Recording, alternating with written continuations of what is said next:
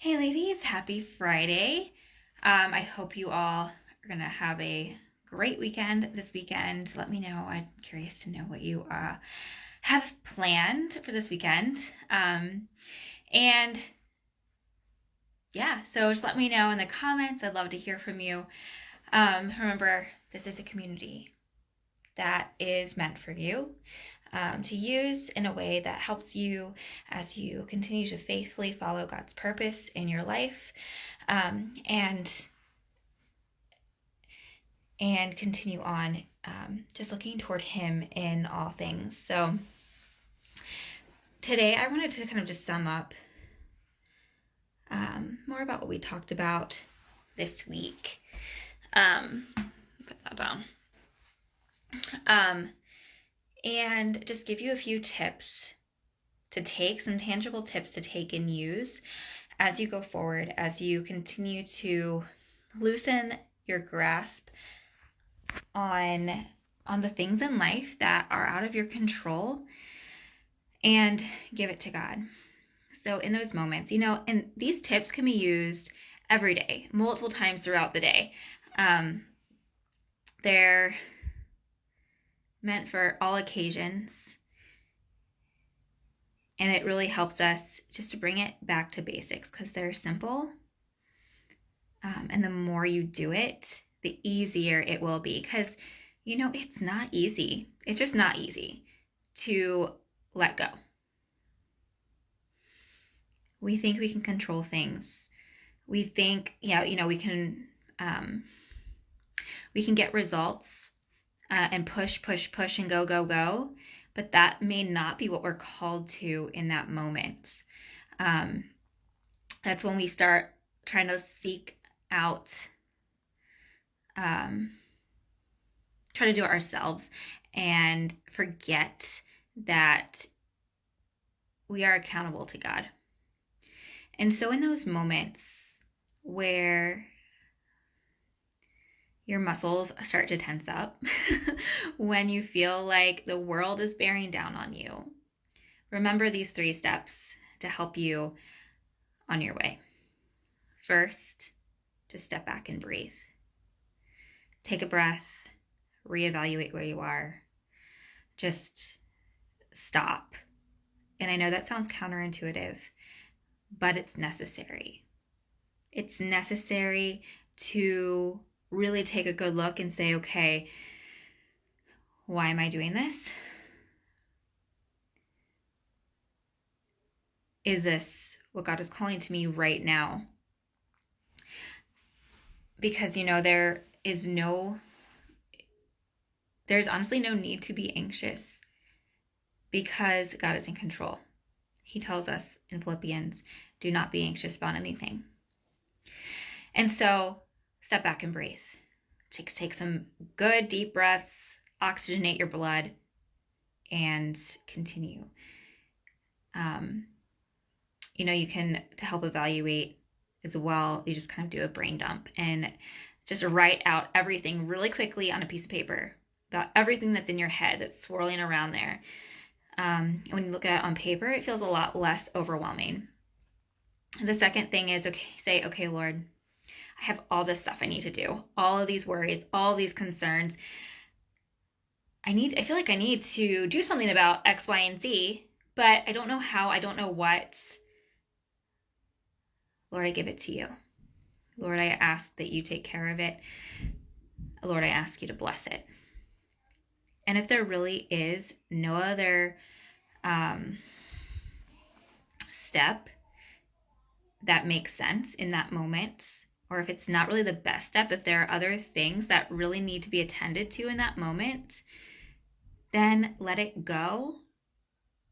Give it to God, let it go, and do what is the next best thing. Move forward in obedience to the here and now, to what is calling you to what God is calling you to. And many times that looks like, as we're scrolling through social media, looking at everything with the upcoming election, looking at everything with COVID, our minds start frantically worrying, thinking about all of the things that could happen. And and trying to come up with solutions for it before they've even happened. We like to have our plans, A, B, C, D, E, etc. But is that really the best thing in that moment? Maybe the best thing right then is to stop, say, Lord, I give this to you, and go with your children. Your child is probably looking at you saying, Mom, I need you.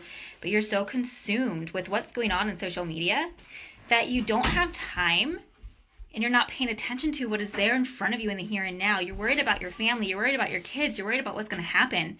But you're not taking the time to be with them and actually soak them in that moment and in this time. And that's where, it's so easy to get caught up in it that we lose sight of the here and now. We lose sight of what and who is in front of us.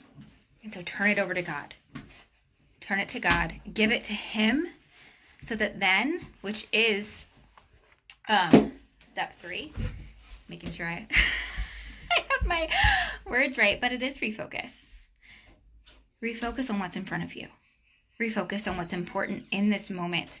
And okay, if it is something that you're supposed to be concerned about in this moment, let's say maybe you're a nurse or something, and you're at work, and like that is like COVID is right there in front of you in the everyday, then that is something in the here and now. But for many of us, Mom, you may not be in the health profession. Mom, Yes, kiddo. Can I have candy in my bucket? Not yet. That's tonight.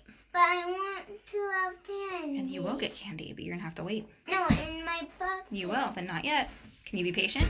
Is it right now? Not is yet. It already Soon. candy time? Not candy time yet. No, candy time at our house. Nope, not yet. All right. Candy time at Refocus. our house.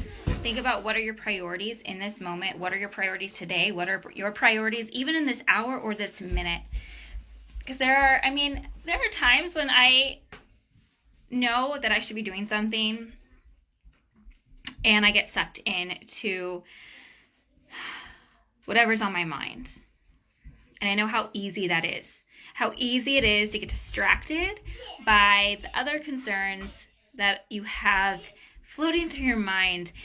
And that's when I have to realize and remember that I need to refocus. And sometimes, I have parts of the day where I know that my main focus is my children. I run a business. I have different things that I have to do throughout my day. I have to have time to take care of my household.